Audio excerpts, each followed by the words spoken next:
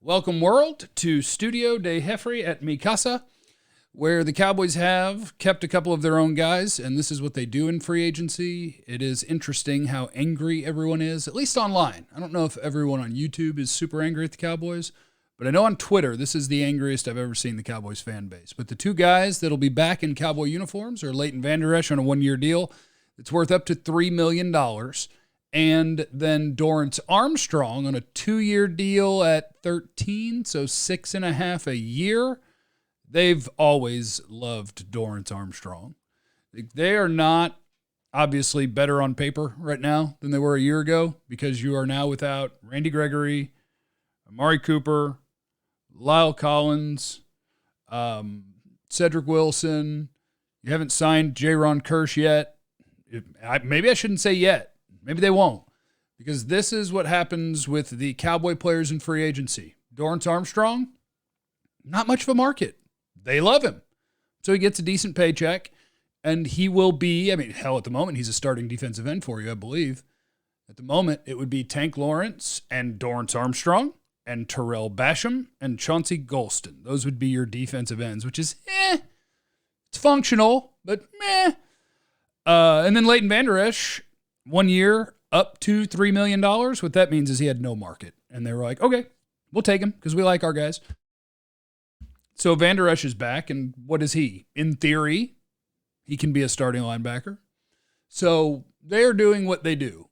What they do is they look at the roster, they plug their holes, and they say, okay, in theory, I could go play with this. Micah Parsons and Vander Esch could be my linebackers, or Jabril Cox and Parsons, whatever. Those could be starting linebackers. Dorance Armstrong could be a starting defensive end. And we feel like we can go play with those groups. So they're definitely not done because they can't be done. Because they couldn't go play today at wide receiver and they couldn't go play today at left guard. And, could they line up and put a player in there? Yes. But the Cowboys had Connor McGovern as a starting left guard for a few weeks there, and they want no part of that. And the Cowboys, maybe with enough injuries, have had Noah Brown starting at wide receiver, but they absolutely do not want that. So Cowboy needs, still at the moment, starting left guard, third wide receiver. There are plenty of other things that you want. A Randy Gregory level defensive end.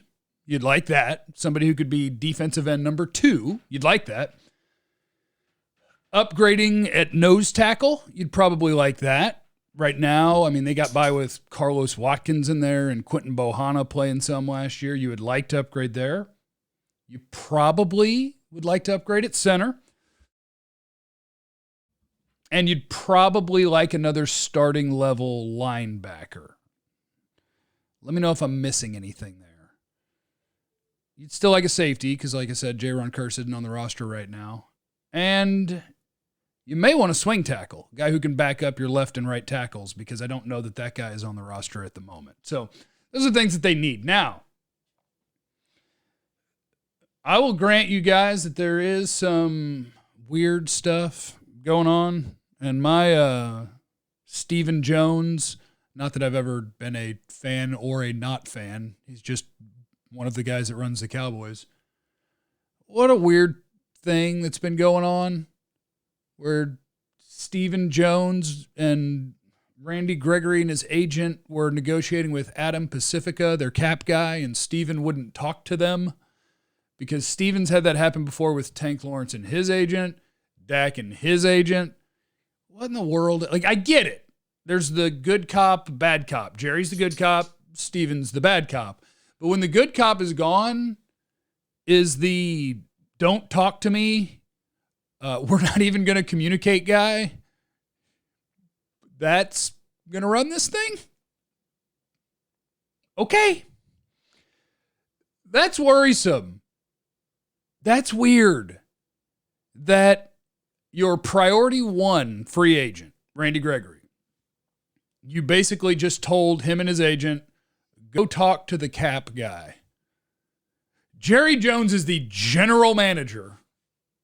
Stephen Jones is the assistant general manager, what is the executive vice president of player personnel, and your priority one free agent, you're telling him, go talk to the cap guy.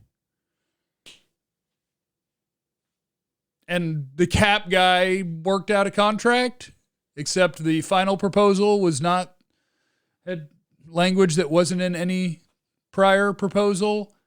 There's weird stuff. And Lyle Collins.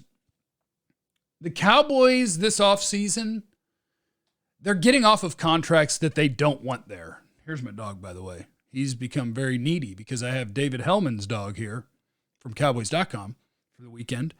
And it has turned my dog into the neediest thing in the history of planet Earth. He's just like, remember, I am important. Excuse me. Lyle Collins being cut and being a post-June 1 is something that was a little bit confusing to me. Like, did you really need cap space from him this year? Like, moving on from him, moving on from Amari Cooper, I feel like those are more of 2023 moves where, look, yes, there are some teams that fungible the hell out of the salary cap. The Cowboys, not nearly as much as the super aggressive teams, right? And so that seems like because you're downgrading at right tackle on purpose. And if you had just cut him this year, you wouldn't have saved much, but a year from now, it would hit your cap for zero. But instead, they're going to post June 1 him to split that cap hit up, and you're going to eat money this year and next year to downgrade at right tackle this year.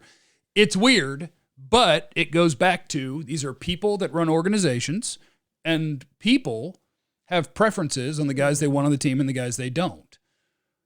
They like Terrence Steele. They trust Terrence Steele. They love Terrence Steele. They don't love Lyle Collins. And so they don't love Amari Cooper. And so